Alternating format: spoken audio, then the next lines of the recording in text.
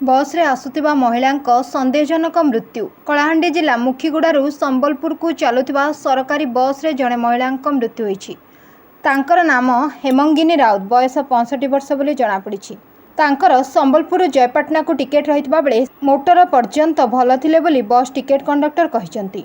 परे बाटरे से कथा होई नथिबा नै कंडक्टर टिकेट रे थिबा नंबर को जोगाजोग करथिले, हेले कई फोन रिसीव कर नथिले। शेष में कंडक्टर महिला को जयपाटना गोष्ठी स्वास्थ्य केन्द्र में भर्ती करथिबा बेले डाक्तर तांको मृत घोषणा करछंती।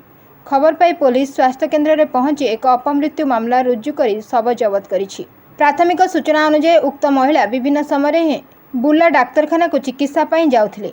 टिकेट काटी 5 नंबर सीट थिला तांको सीट रे बसथिले, 6 भी खाली थिला बोली से सीधा सुई थिले, सुई करी एका आइछन।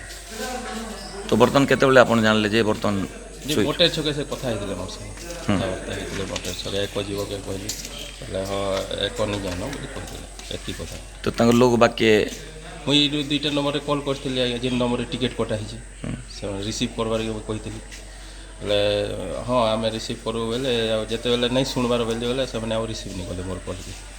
तापर मुई जेते बेले से अचेत अवस्था रे मुई हॉस्पिटल आन के आसली।